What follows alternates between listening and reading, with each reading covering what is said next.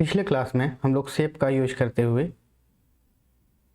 एक कॉपी का cover page बनाए थे और आज आप लोग यहाँ पे एक देख पा रहे होंगे हमने यहाँ पे इंडिया लिखा हुआ है और एक चक्र हमने यहाँ पे बनाया हुआ है। तो देखते हैं इसे हम लोग MS वर्ड में किस तरीके से बना सकते हैं। इसके लिए भी हम लोग शेप का ही यूज करने वाले हैं। तो सबसे पहले हम लोग इंसर्ट में आ जाएंगे और इंसर्ट में हमारे पास ऑप्शन दिया गया है शेप। शेप में आज हम लोग एडजस्टमेंट कंट्रोलर का यूज सीखेंगे। एडजस्टमेंट कंट्रोलर का यूज हम लोग किसी शेप को कोई स्पेशल आकार देने के लिए करते हैं। अभी हम लोग सबसे पहले यहाँ पे बेसिक शेप में आते हैं और बेसिक शेप के अंदर सर्कल को हम लोग सेलेक्ट कर लेते हैं। नॉर्मल सर्कल नहीं, हमारे पास यहाँ पे हॉलो वाला सर्कल है, इसे सेलेक्ट करेंगे और क्लिक कर ड्रैग करते हैं हम लोग। कुछ इस तरीके से हमारे पास सर्कल बन चुका है। अभी आप लोग देखे थे ऊपर यहाँ पे एक सिंबल दिया होता है रोटेट का, यहाँ से आप अपने ऑब्जेक्ट को रोटेट कर सकते थे, लेकिन आप यहाँ पे अंदर देखेंगे तो अंदर आपको येलो कलर का एक सिंबल दिखाई देगा। इसी को हम लोग एडजस्टमेंट कंट्रोलर कहते हैं। अगर इसे क्लिक करके खींचा जाए तो आप देखेंगे इस शेप में जो खास है वो थोड़ा सा अलग होगा। आप सिर्फ यहाँ पे नहीं, इसे अलग अलग शेप में अप्लाई कर सकते हैं। जैसे हम लोग यहाँ अगर राउंडेड कॉर्नर रेक्टेंगल को सेलेक्ट करते हैं तो अभी हमारा जो रेक्टेंगल है इसका कॉर्नर बहुत ज़्यादा राउंडेड नहीं है। अगर आप इसे क्लिक करके ड्रैग करते हैं तो इस तरीके से इसे आप कम या ज़्यादा कर पाएंगे। उसी तरीके से और भी शेप में अप्लाई हो जाएगा। अभी फ़िलहाल हम लोग अपने शेप पर आते हैं। हमने यहाँ पे सर्कल हॉलो ड्रॉ कर लिया है और अब हमें इसमें मल्टीपल कलर्स फिल करना है। मल्टीपल कलर फिल करने के लिए हम लोग क्या करेंगे, शेप फॉर्मेट में आते हैं। शेप फॉर्मेट में आने के बाद शेप फिल ऑप्शन में चले जाएंगे। शेप फिल में आने के बाद हमारे पास ऑप्शन दिया गया है ग्रेडियंट का। ग्रेडियंट में आते हैं और नीचे आएंगे मोर ग्रेडियंट्स में।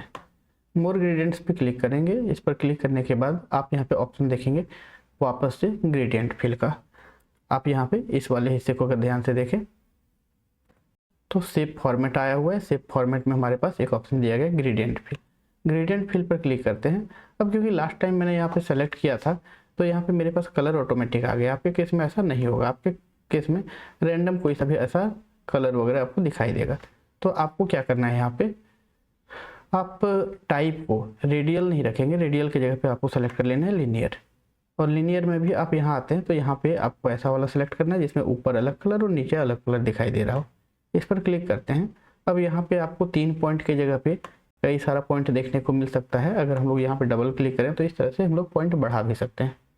आपको क्या करना है, सबसे राइट वाले सिंबल में आना है, राइट वाले पॉइंट पर आना है और यहाँ आने के बाद नीचे आप कलर ऑप्शन देख पा रहे होंगे। इस जगह को थोड़ा सा और जूम करके दिखाएं तो यहाँ पे आप कलर ऑप्शन देख पा रहे होंगे। यहाँ पे आते हैं और हम लोग फर्स्ट पॉइंट के लिए इधर से हम लोग ऑरेंज कलर सेलेक्ट कर लेंगे।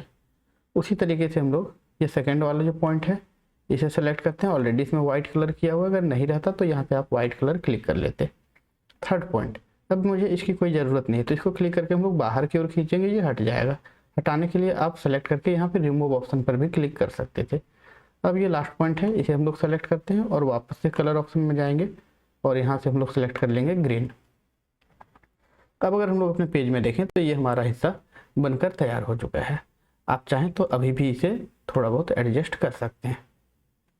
अब थोड़ा सा इसे 3D लुक देना है तो 3D लुक देने के लिए हम लोग क्या करेंगे, शेप इफेक्ट में आ जाते हैं। हमारे पास यहाँ शेप इफेक्ट का ऑप्शन दिया हुआ है। इस शेप इफेक्ट ऑप्शन पर क्लिक करते हैं और हम लोग खुद से भी सेट कर सकते हैं, लेकिन फिलहाल हम यहाँ पे प्रीसेट का यूज करेंगे जहाँ पे पहले से कुछ बने बनाए ऑप्शन दिए हुए होते हैं।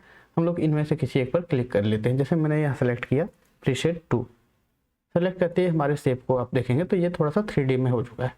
अब हम लोग यहाँ पे बीच की तिल्लियों को बनाएंगे तो इसके लिए इंसर्ट में आ जाते हैं। इंसर्ट में आने के बाद वापस शेप में आएंगे। शेप में आने के बाद अगर इसे थोड़ा नीचे की ओर स्क्रॉल करें तो आप नीचे यहाँ पे एक ग्रुप देख पाते हैं जिसका नाम है stars and banners. Stars and banners में आपको यहाँ पे इस 24 वाले को सेलेक्ट कर लेना है। सेलेक्ट करने के बाद आप इसे ड्रॉ करेंगे। अब यहाँ भी आपको ये कुछ इस तरीके से दिखाई देगा, लेकिन इसमें भी अगर आप देखें तो यहाँ पे एडजस्टमेंट कंट्रोलर दिया हुआ है, इसको क्लिक करके हम लोग खींचेंगे और हमारा शेप कुछ इस तरीके से बन चुका है। आप इसे अपनी ज़रूरत के हिसाब से कम या ज़्यादा कर सकते हैं। इसे भी हम लोग 3D लुक देंगे तो वापस से हम लोग यहाँ पे शेप इफेक्ट में आते हैं शेप इफेक्ट में आने के बाद प्रीसेट में क्योंकि हमने यहाँ पे प्रीसेट 2 सेलेक्ट किया था तो फिर से हम लोग प्रीसेट 2 को ही सेलेक्ट करेंगे। इस तरीके से हमारा ये शेप लगभग बनकर तैयार है। क्योंकि ये जो हमारी तिल्लियाँ हैं ये शेप के ऊपर ओवरलैप कर रहा है, और अगर आप इसे पीछे भेजना चाहते हैं तो लेयर के ऑप्शन में आप जाएंगे। लेयर का ऑप्शन में कहाँ मिलता है? अरेंज में। अरेंज ग्रुप को अगर आप देखेंगे तो अरेंज में आपको यहाँ पे ब्रिंग फॉरवर्ड या सेंड बैकवर्ड जैसा ऑप्शन देखने को मिल जाता है। तो हम लोग इसे करेंगे सेंड बैकवर्ड, जिससे हमारा लेयर ये पीछे चला जाता है।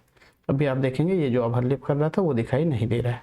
अब हम लोग दोनों शेप को आपस में मर्ज कर देते हैं। इन दोनों शेप को जोड़ने के लिए हम लोग पहले वाले को सेलेक्ट किए हुए हैं, कंट्रोल बटन के साथ दूसरे शेप पर क्लिक करेंगे।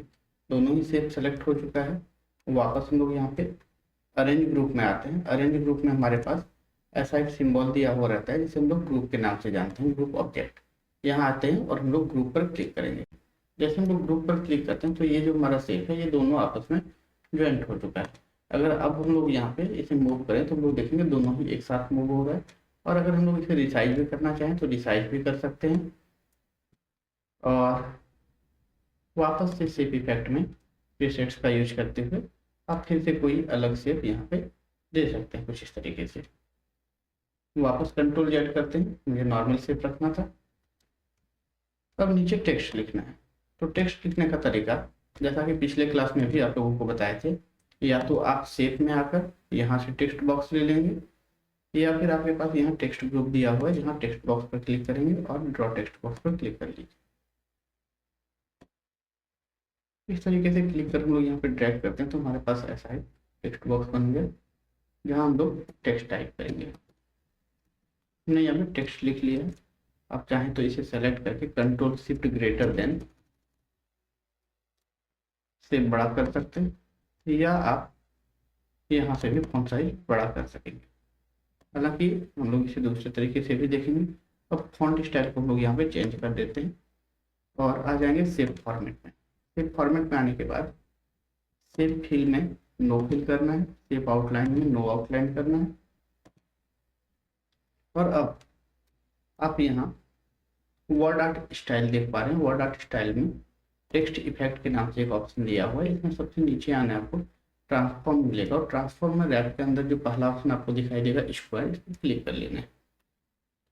जिसपे आप इस पर क्लिक करते हैं तो आपका जो टेक्स्ट है वो टेक्स्ट बॉक्स के साइज का हो जाएगा, और अब आप इसे इसके कॉर्नर से खींचकर बड़ा या छोटा कर सकते हैं। अब आप फिर से यहाँ पे टेक्स्ट वर्ड आर्ट स्टाइल में आएंगे और टेक्स्ट फिल पर क्लिक करेंगे। यहाँ आने के बाद इसके लिए भी ग्रेडियंट सेलेक्ट करना है। ग्रेडियंट में आकर मोर ग्रेडियंट्स पर क्लिक करेंगे। मोर ग्रेडियंट्स पर क्लिक करने के बाद आप इस साइड यहाँ ग्रेडियंट फिल को सिलेक्ट करेंगे। जैसे आप ग्रेडियंट फिल को सिलेक्ट करते हैं तो ऑटोमेटिक देखेंगे लास्ट इफेक्ट जो हमने ले रखा था वो आ। अब मुझे उधर ग्रेडियंट की ज़रूरत नहीं थी तो मैंने इसे हटा दिया। अब हम लोग टेक्स्ट इफेक्ट में आते हैं। टेक्स्ट इफेक्ट में आने के बाद हम लोग आ जाएंगे विवेल में। 3D के लिए विवेल का यूज किया जाता है। यहाँ पे अलग अलग फॉर्मेट दिया हुआ, आप जिस पर क्लिक करेंगे कुछ वैसा ही आप देखेंगे हमारे टेक्स्ट में इफेक्ट बनता चला जा रहा है। कोई सा भी इफेक्ट यहाँ पे भी सेलेक्ट कर लेते हैं। इसे सेलेक्ट करने के बाद अगर आप थोड़ा बहुत इसे रोटेट करना चाहते हैं तो यहाँ नीचे विवेल के ठीक नीचे 3D रोटेशन का ऑप्शन दिया गया है, जहाँ से आप इसे अलग अलग तरीके से रोटेट भी करके दिखा सकते हैं। तो उम्मीद करते हैं अब ये डायग्राम भी आप लोगों से बन जाएगा।